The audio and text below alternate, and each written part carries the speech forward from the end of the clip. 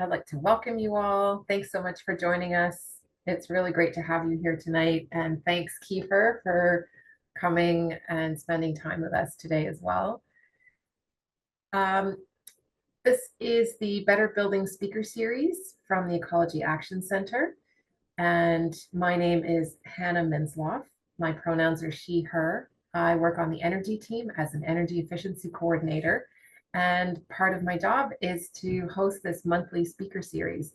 We're coming close to the end of the year, with tonight and November being our last two presentations for 2024. In 2025, we'll be moving to a slightly different format, so we have more opportunity to meet in person, and we'll be keeping you posted with what that's going to look like in the coming months. We'll begin with a land acknowledgement, and then we'll open it up to Kiefer to tell us about village consulting. The Better Building Speaker Series is taking place in Mi'kma'ki, the ancestral, unceded, and unsurrendered territory of the Mi'kmaq. We're grateful to live in this place that has been home to Lanú since time immemorial. We honor past, present, and future traditional knowledge keepers. We honor and support Indigenous sovereignty and the peace and friendship treaties that bind us all in relationship. As an environmental organization working in these lands and waters, the Ecology Action Center is committed to upholding our responsibilities as treaty people and to work toward decolonization and environmental justice. So tonight our format's going to be a little bit different, where Kiefer would really love to answer your questions during the presentation as they come up. So what I'm going to do is invite you all, or I can unmute you. And if you like, you can turn your cameras on. No obligations there. So this is more of an informal conversation threaded through Kiefer's presentation. So tonight we're joined by Kiefer, founder of Village Consulting. And Kiefer will be talking about environmental sustainability and healthy buildings, and about Village Consulting's work in this sector right across Canada. And I'm going to turn it right over to you, Kiefer, so I don't spoil any of your talk. Awesome. Thanks very much, Hannah. Good to be here. Thanks for having me, everyone. So yeah, as Hannah mentioned, we're a sustainability consultancy, Village Consulting. We focus on green buildings, low carbon infrastructure across Canada, a range of kind of small projects, large projects. And I'd like to talk to you a little bit about that industry, our experience in it, where we see it heading, and also kind of treat this a bit more as a discussion. So the slides here are kind of a framework to kind of facilitate this discussion. But if there's questions, comments, I'd love to hear them anytime throughout this conversation, and we can kind of just see where things go. My colleague Kristen may be able to join us near the end of this. She unfortunately wasn't able to make the beginning, so you'll have to just make do with me for the first half or so. But I'll try not to disappoint. So, kind of placing a frame around this, some structure around this. Why even talk about sustainable buildings? What is the purpose of this? So, as I'm sure you're all aware, the globe is working to reduce our greenhouse gas emissions that we're emitting every single year, and that's a pretty significant challenge. We have global frameworks to hit certain targets. They're non-binding. Currently, Canada is a per capita very high emitter. This graph here is a little bit outdated, or this chart, but it's kind of demonstrating as of just before 2020 where we were at in our overall emissions. That puts us in the territory of highly insufficient to be achieving to be aligning with the global targets of only 1.5 degrees Celsius warming. We'd be closer to over 4 if every country had the same per capita emissions that we do. In this, we're seeing that there's some range here with current kind of policy projections where that might land us, but we're not looking at significant reductions. Whereas to hit these targets, we're really talking about by 2030 or so, essentially cutting our emissions in half, and hitting zero by 2050. looking at updated numbers for the last couple of years, just up until 2022 is what we've seen published. We haven't really been seeing reductions. We've been seeing a little bit of drop during the COVID pandemic, just due to less activity, less people moving around, traveling, less industrial activity. But since then, things are crawling back up again. So we can take a closer look at where those emissions are coming from, what things we might need to be doing to tackle those. So as we're looking at emission sources here, Canada as a whole, Hannah, are you able to see my mouse on the screen if I'm pointing at things, or will I be just kind of confusing people? Yes, we can see your mouse, Kiefer. Perfect. Okay, that's wonderful. So the chart on the left here are emissions breakdowns by year for Canada as a whole. You can see a large component on the bottom here is coming from oil and gas production. Then we have electricity generation emissions, transportation, industries above that, buildings in the pink, agriculture, waste, and others. So kind of a catch-all for the rest of the categories. So you can see transportation is a huge part of this. Oil and gas production is a huge part of this. Buildings are pretty impactful. Industry is about the same impact, and that's for Canada as a whole. It starts to change as we get into individual provinces. So if we look at Alberta, for example, on the far right, electricity production's relatively large compared to the other categories, except for oil and gas production, which is quite large. That's a province that has a very large oil and gas production industry. If we were to look at Nova Scotia, currently we're looking at a large component here being from electricity, in the blue, transportation, so that's moving goods, but also people driving in their own personal vehicles. In orange here, smaller component is buildings, and then a few other items, industry, agriculture, etc. So a lot of the work we do is trying to target this buildings component. In a secondary way, we are trying to target transportation. It's not really our primary focus of work, but by designing better buildings and better communities, you can really cut down on this transportation component.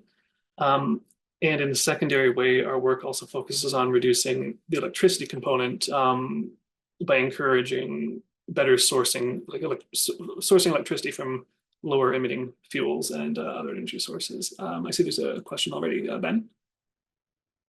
I wanted to ask what is constituted as a green building, or what is kind of the building in this regard? Is that the construction of buildings, or is that more of the full life cycle of that's a great question. So with this sort of stuff, definitions vary.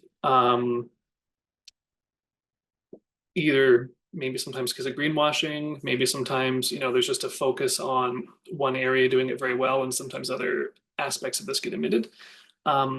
So to us, working in green buildings, it's the full life cycle of a building.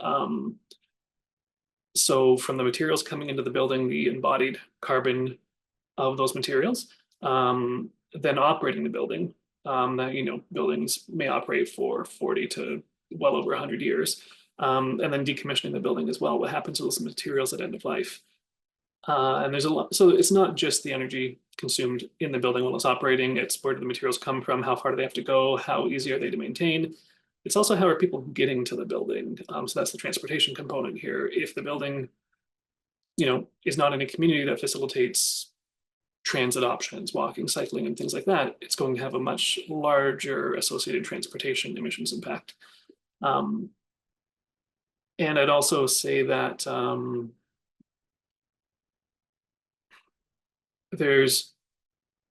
so I guess that's answering the scope side of the question a little bit, but then there's the question of how you actually measuring sustainability as well. So there's carbon emissions, carbon reductions, trying to hit net zero. But there's a lot more to sustainability than just that. There's resource management, waste management, water conservation, habitat, buildings that are healthy for people to be in, that encourage kind of activity and a healthy lifestyle, clean air, non-toxic materials. And there's also yeah, there's a ton of different ways you can look at sustainability, and I'd say depending on the organization you're speaking with and the objectives of who you're working with, that definition changes, and that's a big part of our work sometimes is to, at the beginning of a project, work with a client to understand, well, what does sustainability mean? Help them understand that, help understand what areas of that are important to them. Often it's kind of seen as at odds with sustainability. Maybe building a more expensive building you imagine is less financially sustainable. In our work, we try to make that not the case. Usually there's a higher capital cost, sure. You can minimize that with a more efficient building that has smaller systems, is more simply designed and built.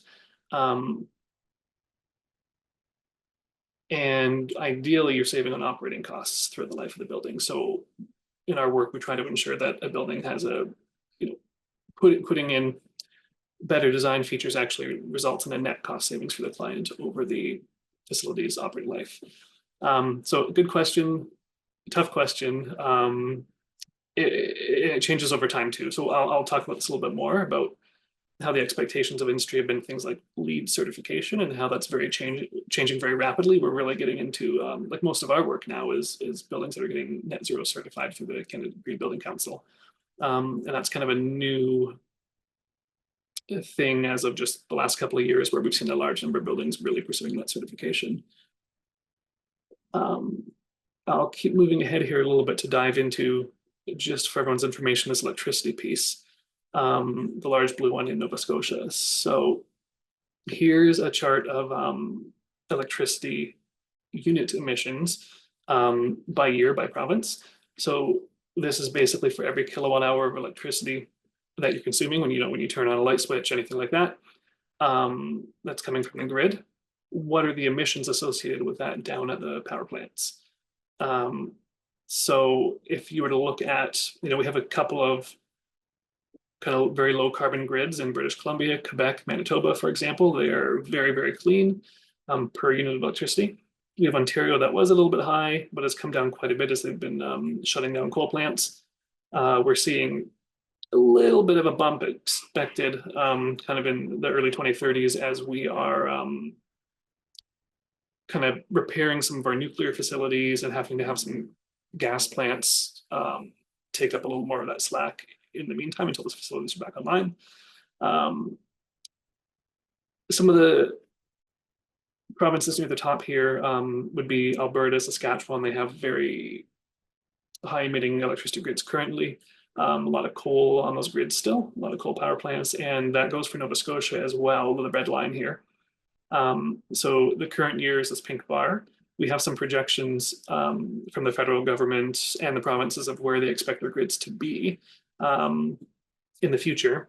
Unfortunately, those projections and what we're seeing currently, there's a pretty large disconnect with some provinces. So we've kind of interpolated here, like for example, Nova Scotia would have to drop down to, maybe cutting their emissions down to a third of what they are or a quarter in order to get to these projections. Is that going to happen over the next couple of years? Potentially, it's hard to say. Some of this reporting data also comes in a couple of years late.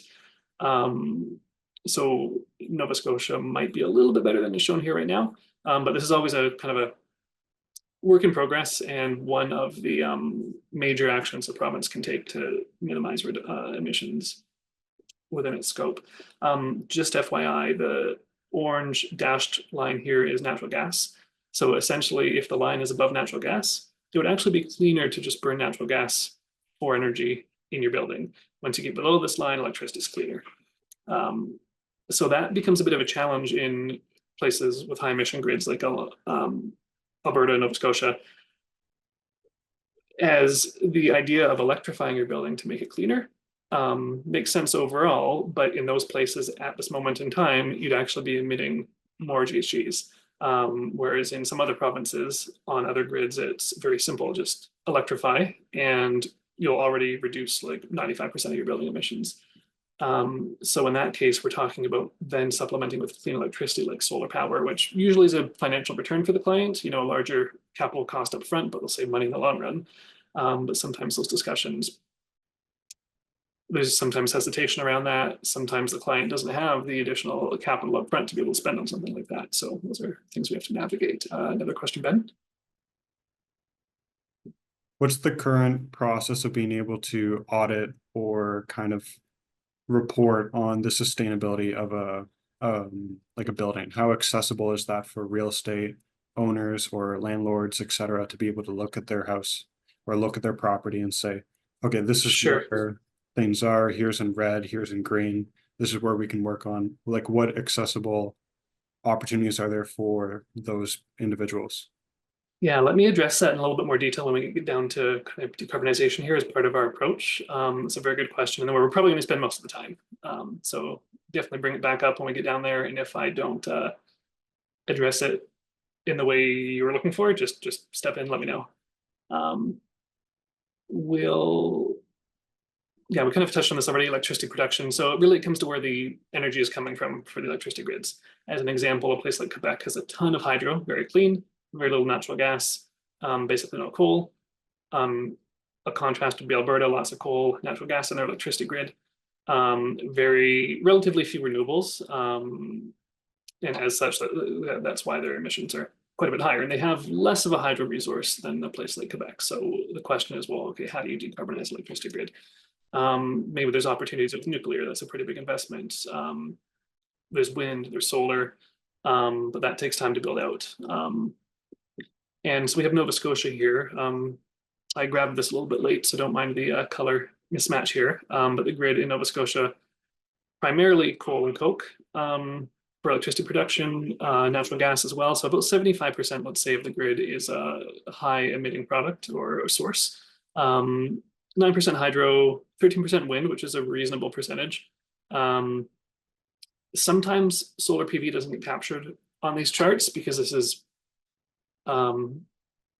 doesn't necessarily count electricity being produced behind the meter. Let's say you have a home or a building producing energy with solar panels.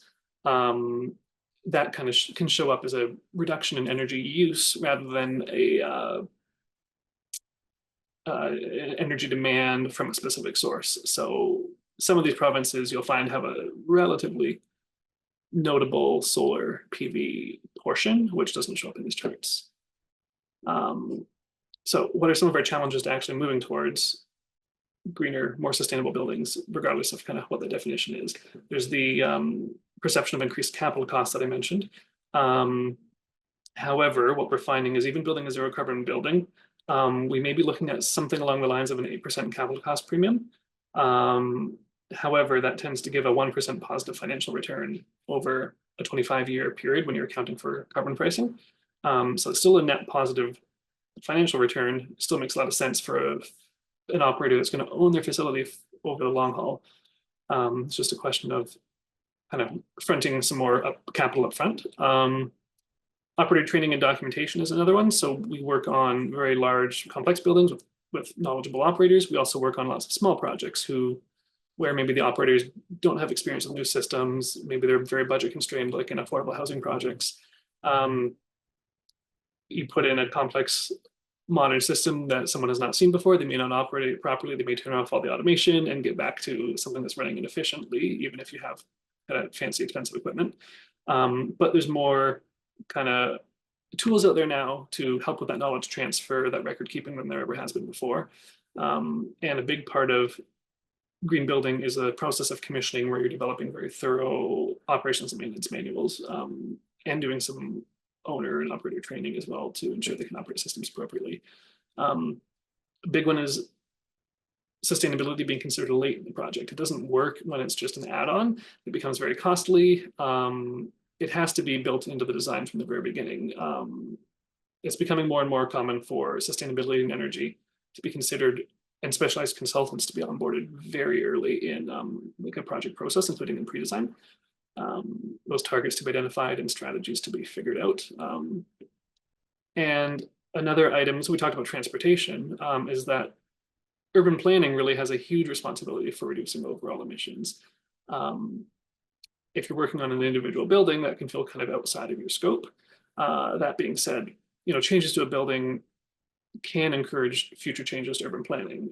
So if the building does support cycling For example, if it's a nice place to walk into, if you're not prioritizing a large parking lot right up front, you can have little impacts on how people access and use your facility, which can then, as people's behaviors change a little bit over time, planners can respond to that a little bit over time. So it's still kind of moving the needle in a positive direction. Two kind of policy solutions we've seen. First one being the carbon tax, where there is a price on carbon per ton of GHG emitted being added to basically any combustion that happens. So that goes into power prices, fuel prices, etc. This has generally been identified as a very low bureaucracy way to actually hit these emissions, rather than trying to help support hitting emissions targets, rather than having separate legislation for kind of every aspect of our economy. Just taking a broad approach that really, people, organizations, everyone, for the most part, makes decisions based on kind of the financial bottom line. So treating carbon as an externality that needs to be addressed, it's going to have future costs as we're emitting GHGs, changing climate, destabilizing existing natural systems that we depend on. This serves as a way to account for that externality now and kind of softly push for different decision making, which we can see as we start getting into some of the decarbonization component here later in the chat. One thing to note is in 2030, we're expecting, well, it's only legislated to increase up to 2030.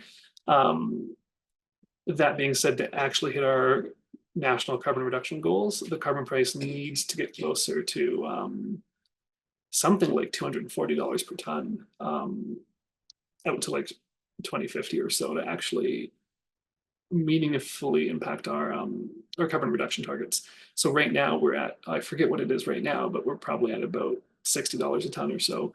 So it's a pretty significant increase.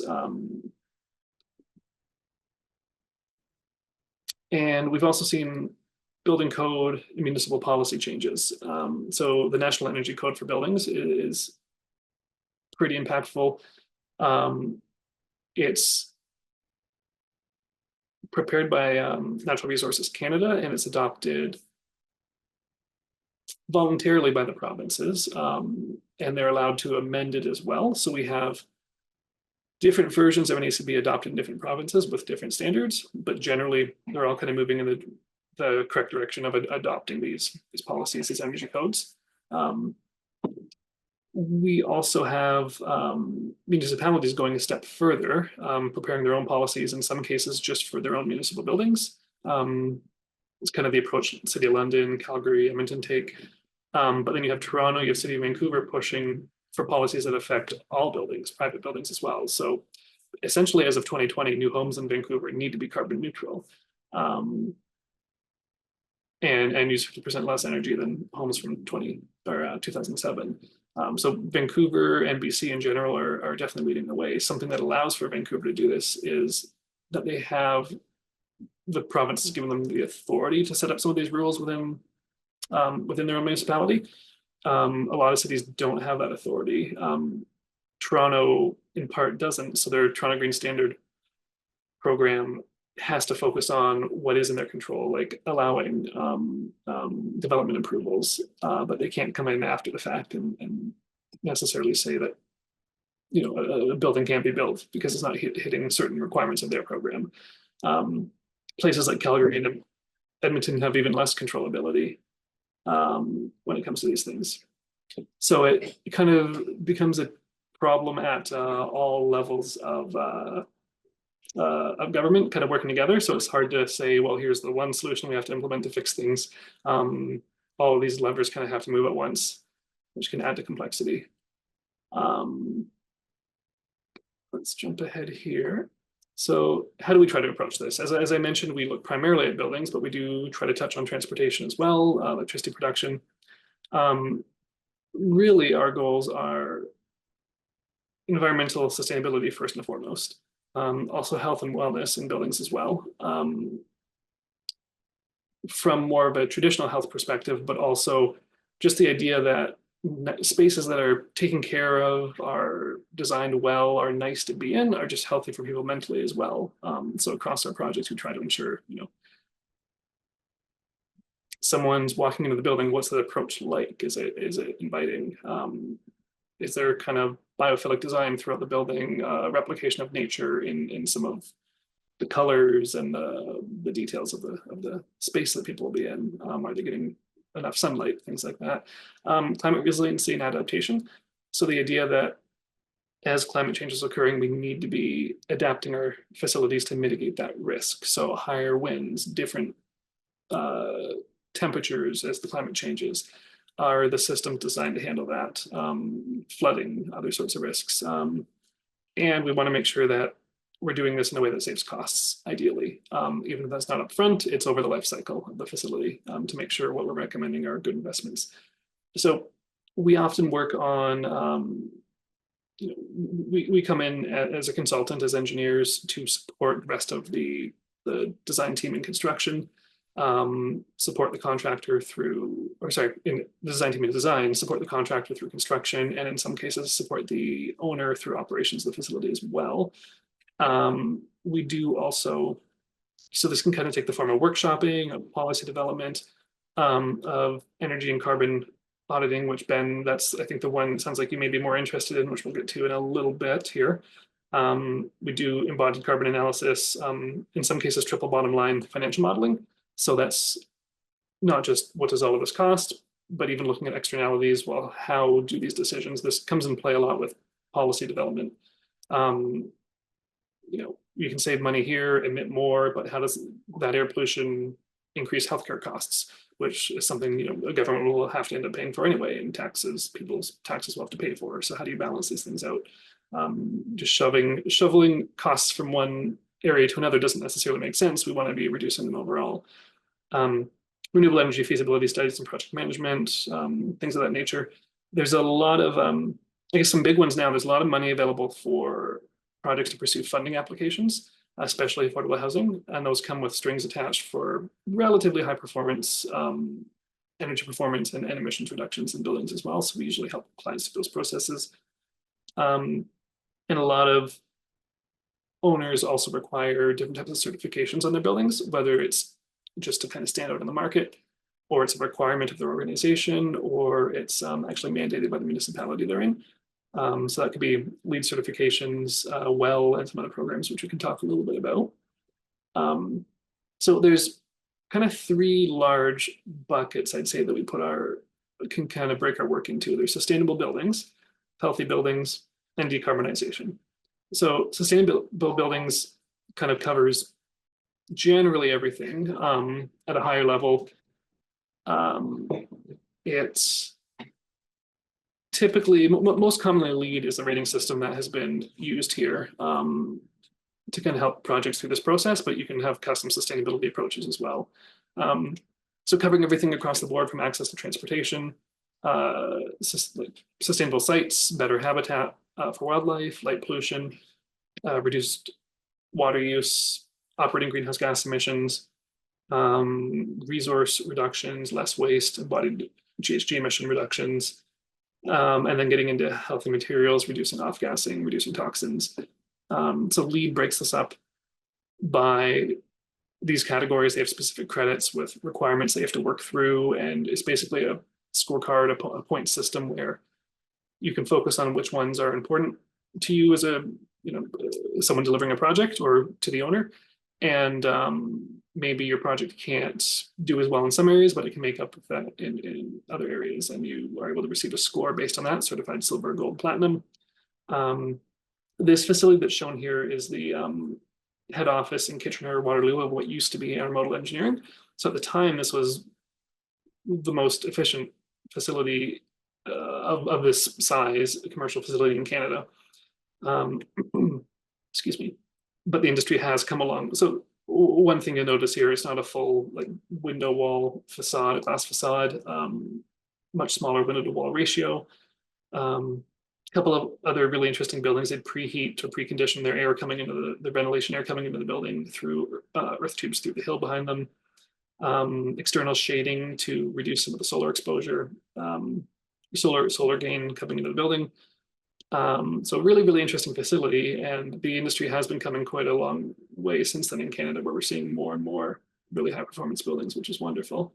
The challenge is that those tend to be the outliers. So something like National Energy Code for buildings, it's not particular, so that's the building code generally nationally that every building has to meet. You need to hit a certain amount of performance. It's not very stringent. It's better than nothing, and it's meant to kind of pull all of the bottom of builders, developers up a little bit.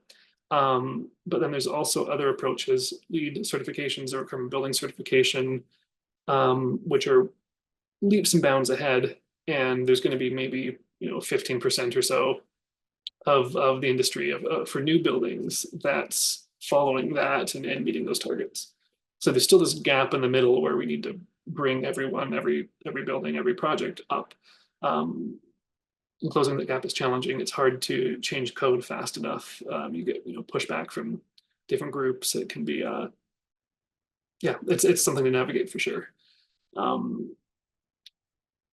So as we're looking at healthy buildings, this is a little bit different. It takes some of the ideas that are covered in LEED for healthy buildings, like less toxic materials, etc., but really dives deep into them.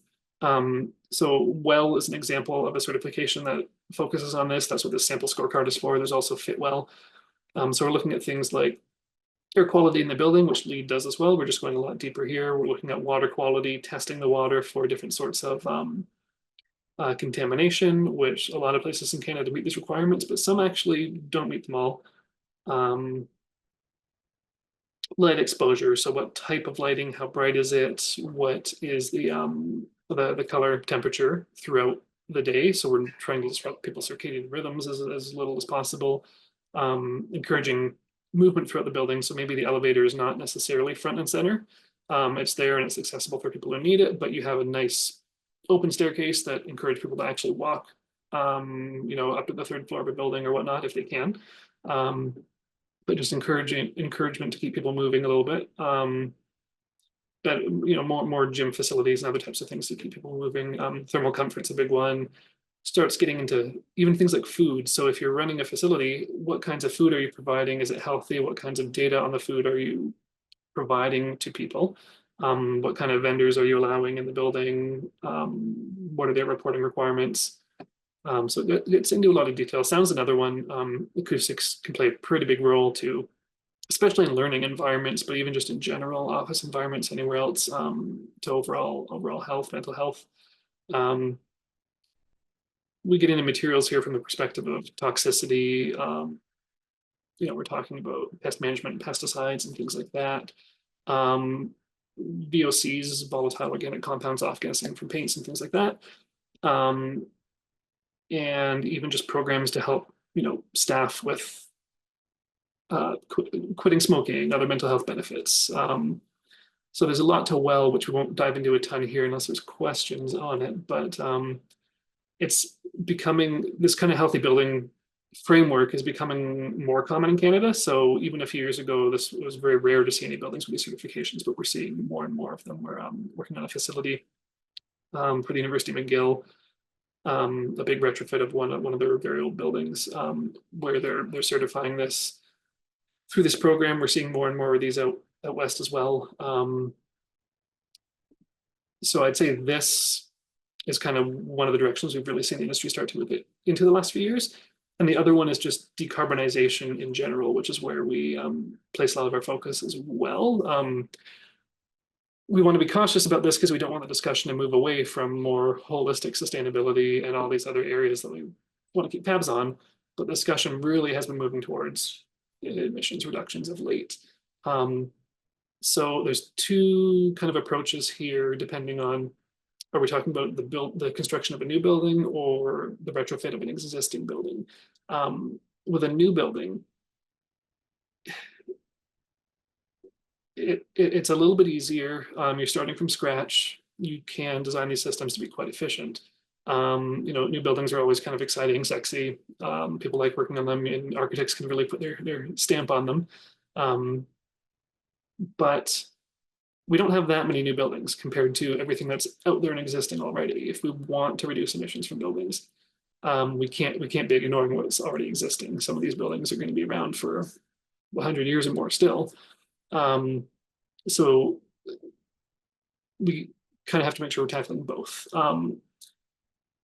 Especially for new buildings, an approach that is usually taken to comply with code to meet other standards is hourly energy simulation. So there's a ton of different programs out there, eQuest and others.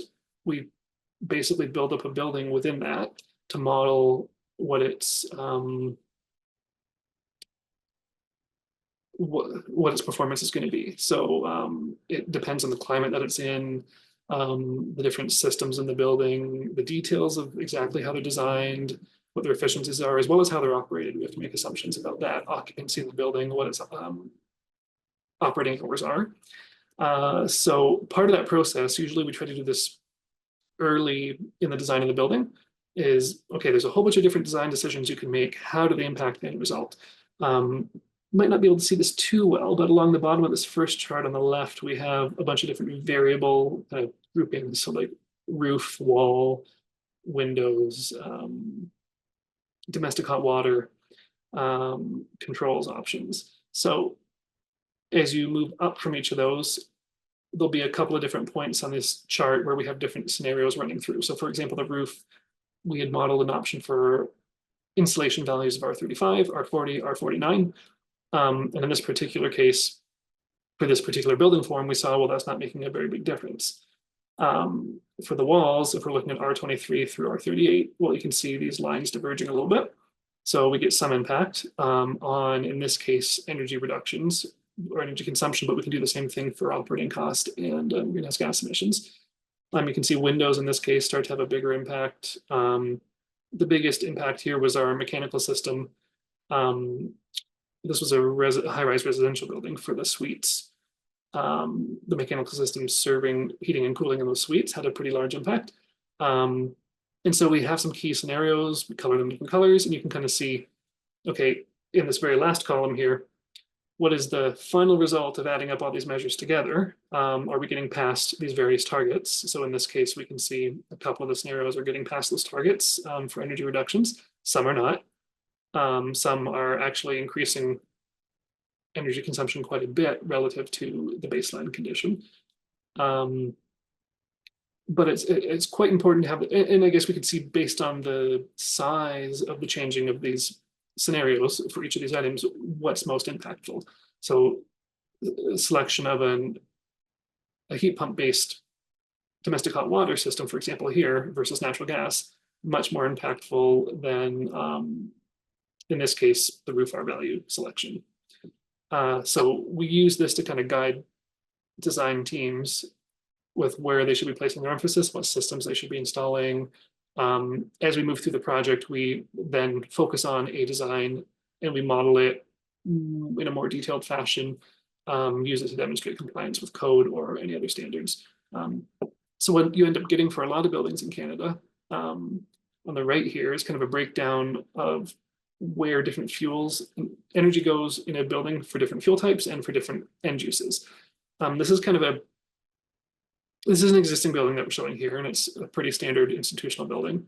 So in the inside of the donut here, you can see electricity versus natural gas. So out of the total 4,000 megawatt hours consumed by the building, more of it's natural gas than it is electricity. And of that, space heating accounts for the vast majority, almost half, then domestic water heating. And then we have for electricity, fans, lights, some space heating from electricity, plug loads, process loads. So if you wanted to reduce energy use, you would really want to target space heating. You'd really then want to target domestic water. We also evaluate this for costs. So we're including water costs here. And in the pink, we have the carbon pricing costs on top of natural gas. So the carbon pricing is all associated with natural gas. So over time, what this is doing is making natural gas more expensive because it is much more, has much more emissions associated with it than electricity in most places, to encourage the move to electricity. So as we look at greenhouse gas emissions on the far right, even though natural gas isn't making up 90% the energy consumption, it is making up close to 90% of the emissions compared to electricity.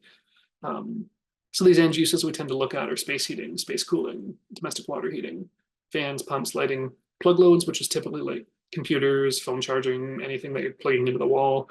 Process loads can be elevators or other things that are accomplishing a specific process. It's pretty universal across Canada that space heating and domestic hot water heating is what needs to be tackled, and the same, and usually that's provided by natural gas or some other combustible fuel. So moving that over to electricity is a pretty big part of decarbonizing. So as we're looking at existing buildings, how to move an existing building, retrofit it over to something that's more efficient, a lower carbon. Part of this starts with utility bill analysis, so we can get utility data for the last couple of years. We process it. We understand, for example, in the top chart here, electricity year after year, with months kind of on the bottom here. So we're looking, each line is a year across months 1 to 12.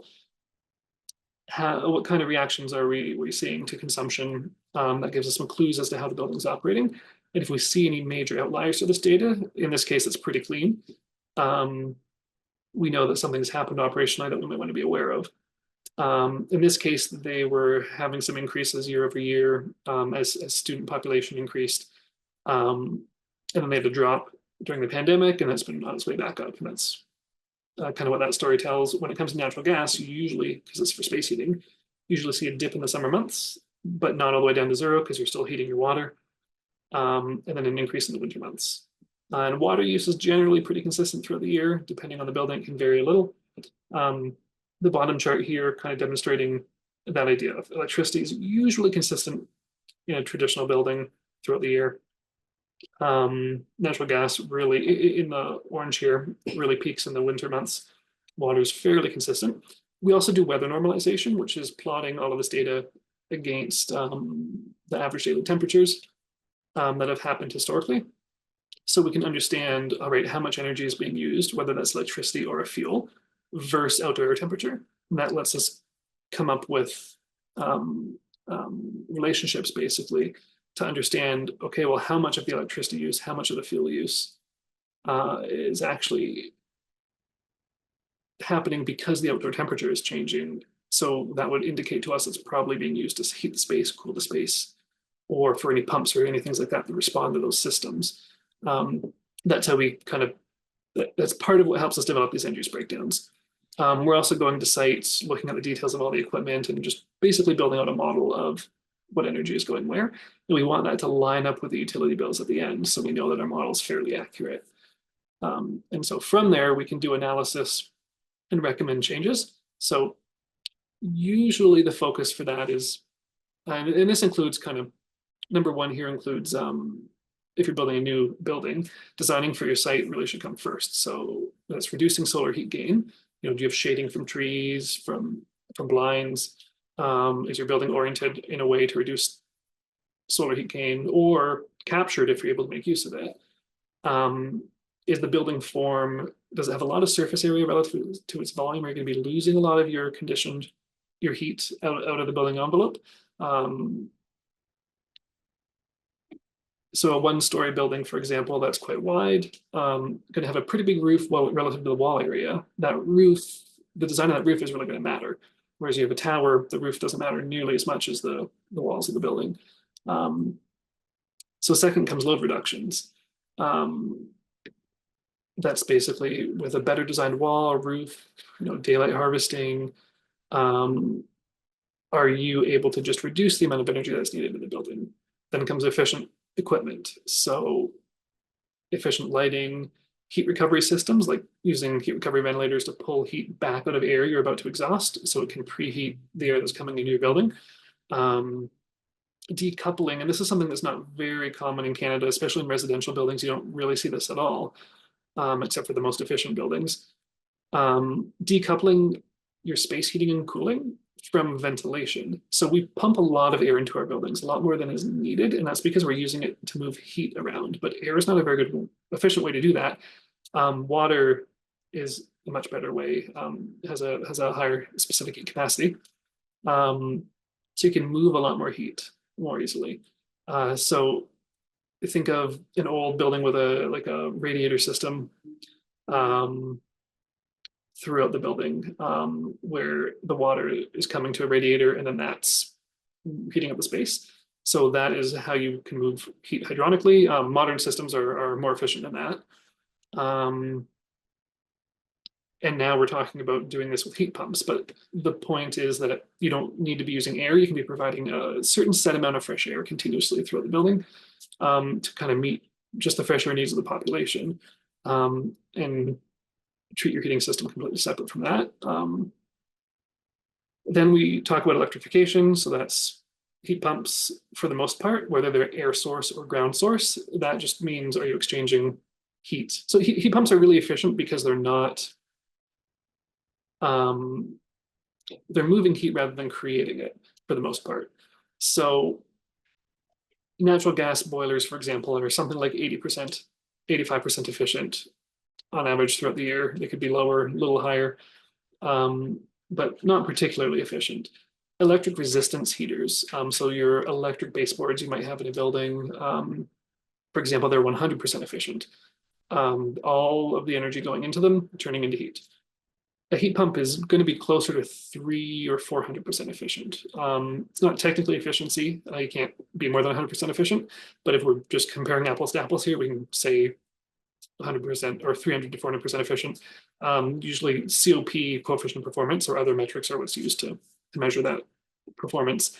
And that's because heat pumps just move the heat. So they use a little bit of energy and take heat from the outdoors and move it inside, or vice versa. And that kind of just like the refrigerator in your house, but you can reverse it. And they can exchange heat with the air. The challenge is the air can get very cold in the winter in Canada. As you get a big temperature difference between the cold, you can pull heat out of very cold air. It takes more energy, it's less efficient. So heat pumps can sometimes have a challenge when it gets very, very cold out, operating efficiently. That's improving as we have better products come to market. But the alternative is to either supplement that with a bit of electric resistance heating built into the unit, or source your heat from somewhere else, like the ground. That's where a ground source heat pump comes in. So the ground temperature is much more stable throughout the year. If you can exchange heat with that, it's mostly stable all year round. These systems can work much more efficiently. And then the very last step would be adding renewables. So photovoltaics on the roof, batteries. This one becomes more important when you're in a jurisdiction with dirty electricity. If you're in a place that has pretty clean electricity production, this becomes more of a optional, I suppose. Just projects will pursue that. Sometimes for optics, sometimes just for the financial return. So what we have here in some of these charts is we're putting some of these measures in place from this year up to 2050. What does our emissions intent, or what do the carbon emissions of the building look like? So this particular building is about 500 tons of CO2 per year being emitted. The vast majority from natural gas, a smaller amount from electricity. Over time, as we're implementing some of the measures that we end up recommending, we project these reductions. Essentially, you start moving off of natural gas over time. Electricity use goes up a little bit as a result, but emissions for that are much smaller. And also the heat pump equipment is much more efficient than natural gas equipment. So overall, compared to the dashed line is our baseline if we've done nothing, you're looking at significant emissions reductions, in this case, aiming for that around 2035. And we do the same for operating costs. So here we have water costs in blue, carbon costs, carbon pricing, natural gas and electricity. Electricity tends to be more expensive per unit of energy than natural gas by a lot, although that's starting to change a bit in some jurisdictions. But as we start to electrify, you're getting rid of the carbon costs, which tend to grow year after year as carbon pricing goes up, eliminating natural gas, increasing electricity a bit. But overall, we're seeing quite a bit of utility cost reduction in the future relative to doing nothing. So even if implementation of some of these items seems expensive, in the long run, it's usually beneficial from a financial perspective for buildings. So it kind of powered through that. But do we have any questions? And actually, Hannah, I think my colleague might be in the waiting room. Kristen might be able to join us I'm here now. Oh, hey, Kristen. Hi. Hi. Fashionably late. Sorry, everyone. I wanted to at least try to get on for the end, but my child is successfully done swimming and eating. Welcome, Kristen. It's really great to see you. Thanks. So, Kiefer, can you circle yeah. back to Ben's question about identifying the energy efficiency of buildings and what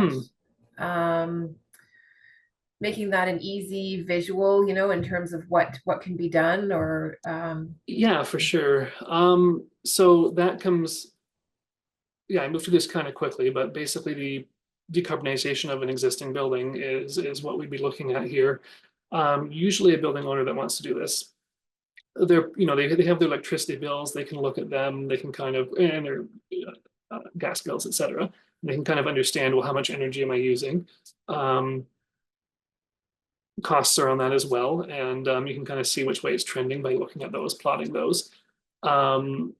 If you want to kind of take that to the next step, you start moving through this kind of energy audit process that I was describing here a little bit, where you can do some more complex analysis on those, and then kind of develop based on that. Once you understand where your energy is going in the building to what end uses, like what systems in your building this is associated with. So like the heat's coming from space heating, or sorry, space heating system is using a lot of energy.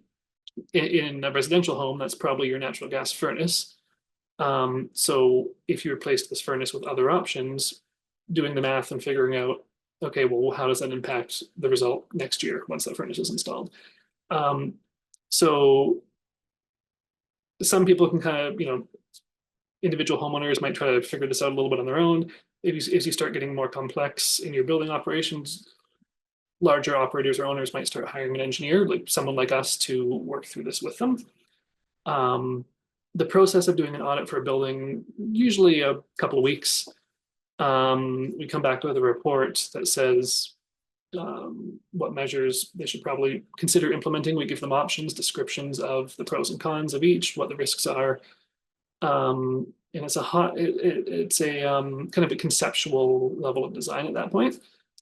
If they want to start moving ahead, we do some financial analysis as well. I'll add, so we make some estimation of capital costs, life cycle costs when you're accounting for utility cost changes, potentially maintenance cost changes as well. So they can start budgeting, they can start planning, when do they want to make these changes. And from there, you would bring in an owner like this would probably bring in a full engineering team. So that's an architect, a mechanical designer, an electrical designer. In some cases, the architect will kind of run that show. In some cases, someone like us would run that show as an owner's representative from the perspective of trying to kind of make sure the overall objective of emissions reductions is still being maintained and the design and the approach isn't really drifting from that too much. To start implementing these over a number of years. So retrofits can get really tricky because of the need for the limitations that are imposed by these existing systems that you have. An example would be some of the tall residential buildings we work in. They may not have ventilation throughout the building going to the individual units that people are living in. You're just expecting leakage through the windows and under the doors to give people fresh air. So because it's an uncontrolled movement of air, we can't recover heat from that. And these buildings, usually it's not cost effective to be able to put new ventilation infrastructure throughout the whole building. So you have to kind of look at other approaches. So it really ends up being very building specific. I would say, I don't know if that answers your question or not, or were there other aspects you had a specific question about? Go ahead, Ben.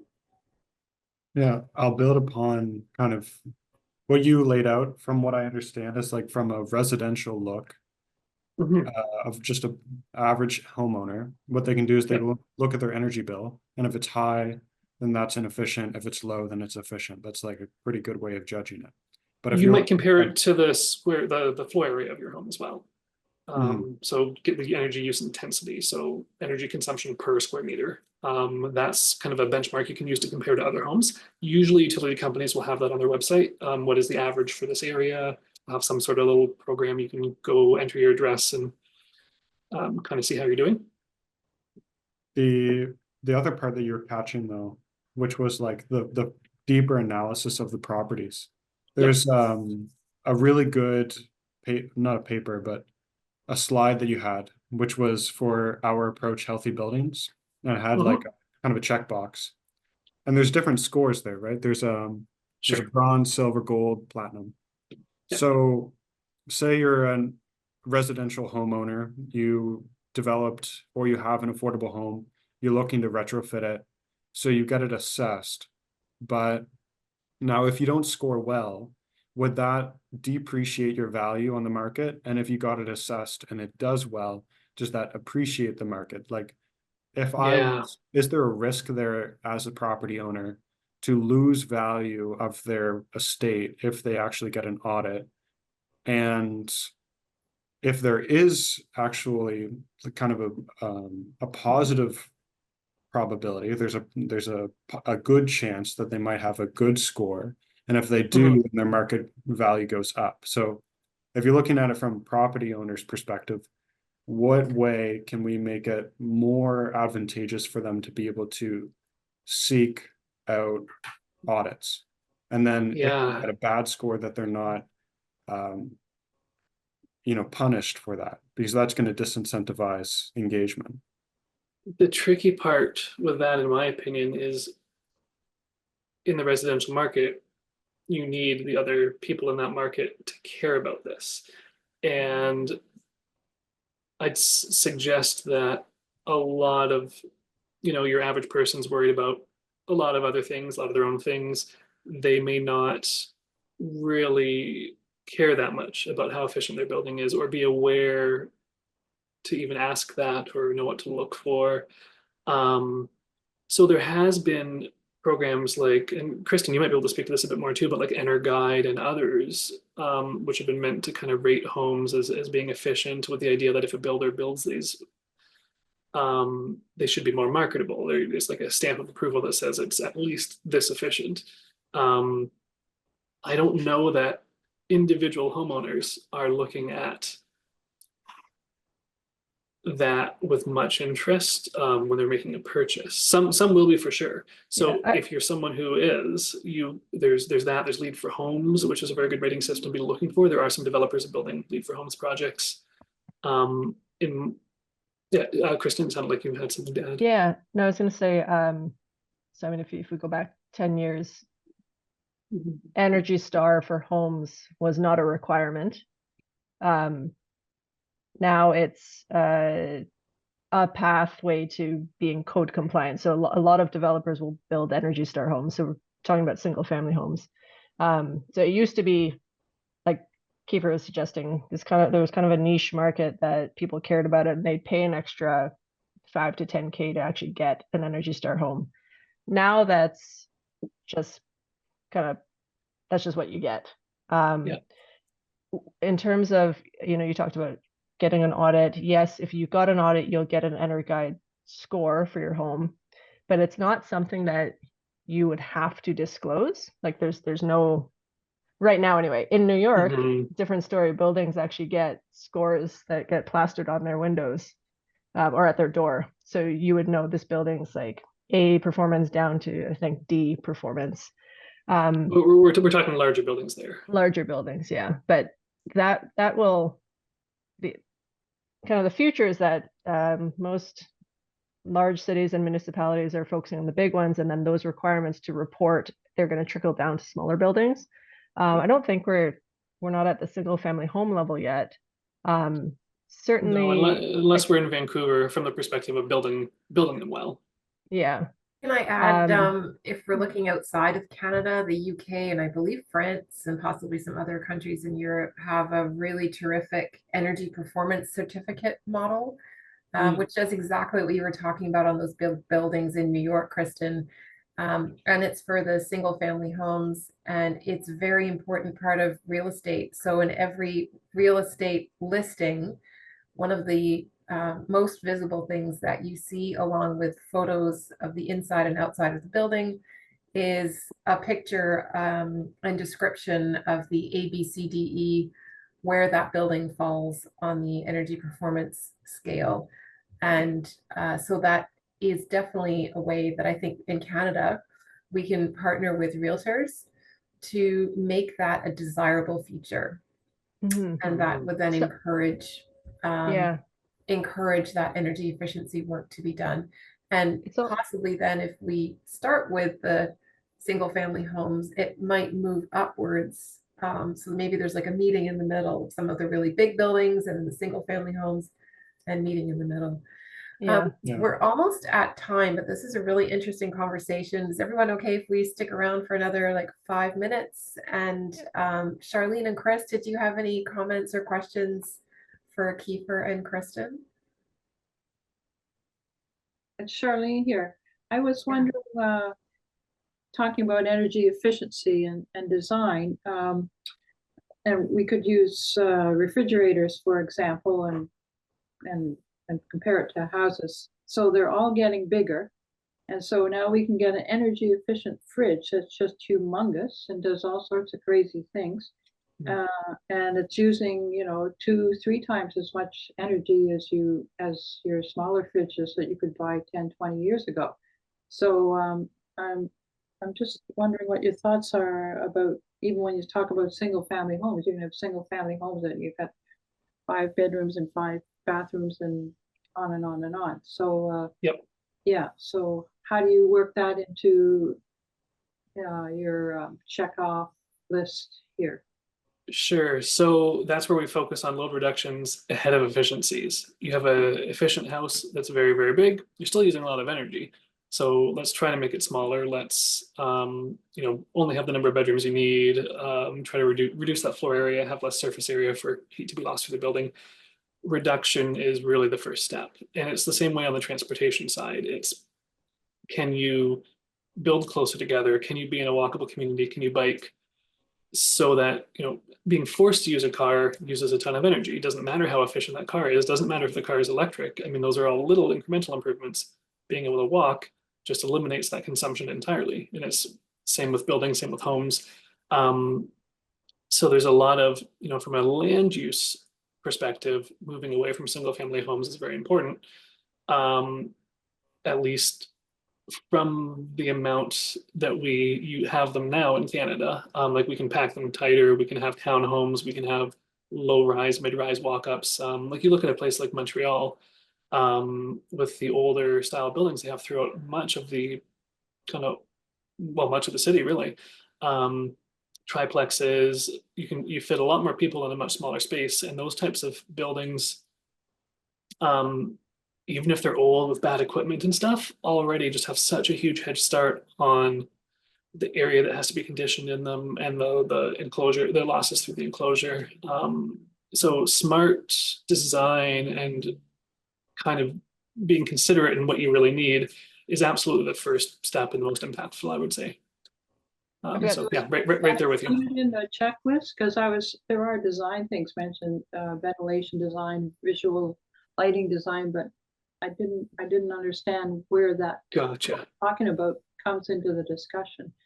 Right. So for something like the lead rating system, for example, you'd be maybe looking at things like, do you have transit nearby? Like talking about where the facility is located. There's some points for density and diverse uses. So how dense is your neighborhood? Are there services around? So that's capturing part of that. From an energy perspective specifically, so it does get tricky. This is something maybe that the industry has not been amazing at doing, saying, hey, in your building, in your home, maybe make it smaller. I think when that happens in the industry, there's a lot of pushback sometimes. So I would argue that, or suggest that the industry hasn't made that a key message yet, of how it's been measuring these things. I think what we've seen more of, sorry, just to jump in. So certainly on a single family home scale, yeah, people that from a developer point of view, they're trying to jam as much house onto a lot as they can. People that build custom homes, yeah, they want their 6 bedrooms and They do still have to meet an energy code. Unfortunately, might not be their priority. But from Yeah. a, And I'll you just know, add that the energy code, sorry, may be focused on, like in some cases when we're benchmarking buildings, we're looking at an energy to use intensity, which is per square meter. So if the building gets bigger, they're not necessarily hurting their score. So in some cases, it might be valuable to say energy use per occupant, energy use per whatever. So those, yeah, your benchmark may need to change based on the nature of your facility. yeah. And then the other thing I was just going to add, I feel like what we see most on multi-unit residential buildings is there's a minimum number of units that an owner wants to build, and it has to be fit on the site, like that is a project requirement. And then they're trying to do it in a certain budget, which is basically limiting the size. Sorry if you can hear my child in the background. Sorry, can you just excuse me? Keep going, Kiefer. Yeah, okay, sure, I can take it from here. There are a lot of, unfortunately, regulations, codes move slowly, especially when there's multiple levels of government involved. Like we were talking about earlier, the national codes, which then are adopted by the provinces. Then we have municipal regulations that sometimes try to push ahead, but maybe it's actually the provinces that have to give permission for that to happen, depending on the province. So we can end up with, there's a lot of talk right now in Vancouver about like fire regulations being kind of old fashioned as they are and preventing the development of a lot of mid-rise buildings, which would be much more efficient and more cost effective to build because of this requirement to have 2 stairwells instead of 1 for egress. That really changes the building form that a developer can actually cost effectively put on a lot, which really pushes them towards these big mega towers instead of what you might see in older buildings in Montreal or let's say through Europe, where there's much more mid rises, or even in a place like Japan, narrow, tall buildings that are a little more affordable for individual developers or even individual small groups or people to build and manage. Instead, we kind of move towards these big conglomerates having to build these big towers. That's one small example, but most cities as well currently have zoning regulations that require the R1 zoning, so single family zoning in most of the city. Can you have a convenience store in that neighborhood? Usually not. Can you have other types of businesses? Not really. So we have planning regulations that in my opinion, are very not fit for purpose anymore. They kind of were around the time of when the idea was get factories out of cities, put all of our commercial and shopping over here, put all the industry over here, have everyone living over here, and we'll all drive between. And so we're trying to move away from that model now, but our laws in a lot of cases still prevent it. And it takes time for those to change. So there's been little bits of hope in different cities, I think, different jurisdictions where there's a push for that and, little incremental steps happening. But I think as a whole, especially in North America, where that's going to be a major limitation for a long time in addressing some of those specific types of items. I think that's a really great place to press pause on this conversation. Kiefer and Kristen, this has been a really fascinating evening, and thank you so much for talking about the work that you do. Kiefer, I've really appreciated the in-depth slides. I know it's hard to jam in a lot of information, so they look nice, and also I really appreciate the way that you highlighted some of the details on each slide. That was really helpful. If you'd like, we can share a copy of this, since I know it's a lot to take in at once. And I'd also say if there's any questions from anyone, our emails are on here. They're welcome to reach out. Or if you have the ability to distribute the slides, Hannah, you're welcome to share our contact information as well. Even if it's questions about, how do you get into this industry? What's kind of a good path forward to be more involved in this sort of stuff? Yeah, we're always happy to chat with people. That's terrific. Thank you. And these presentations are all recorded and then they go up onto the Ecology Action Center YouTube. So within about a month, you should be able to access this recording. So if you want to watch it again or have any friends or colleagues you'd like to share it with. And before we wrap up, I'll just give a plug for our last presentation of 2024, which is on Wednesday, November 27th. same time, same place. And that conversation will be talking about the panelized retrofit toolkit with Timon Bruselma, Zara Williams, and Sean Kelly, presenting a summation of several studies on the potential for panelized retrofits in Nova Scotia, particularly a 2-story 19-unit residential building in Dartmouth owned by Vita Living. And if you don't know what panelized retrofit is, Retrofit Canada defines it as using cutting-edge imaging technology to design pre-built panels. And these airtight, super insulated panels are built off-site and then attached to the outside of the building on-site. And so a key advantage of those is they minimize disturbance to tenants during retrofits. And if you have a lot of buildings that are exactly the same, you can very quickly make a number of these panels that are the same and deliver them to the various sites and quickly and efficiently upgrade the buildings. So this is a really interesting report that EAC generated. My colleague Chris, who's on this call, this year, and we released it early this year. So we've finally got the 3 of them together in the same room, Timon, Zara, and Sean, to talk about that project next month. So I welcome you to sign up for that through our website and also through the Culture Efficiency newsletter, which I think a bunch of you get and is how you found your way here tonight. So thanks again so much, Kiefer, and thanks everyone for taking time out of your day to join us. It's been another fantastic learning opportunity, and I've really enjoyed spending time with you. Thanks. Have a great evening. Thanks so much. Thanks, Thanks, Kiefer. Bye-bye. Bye, Thank you. everyone. Bye.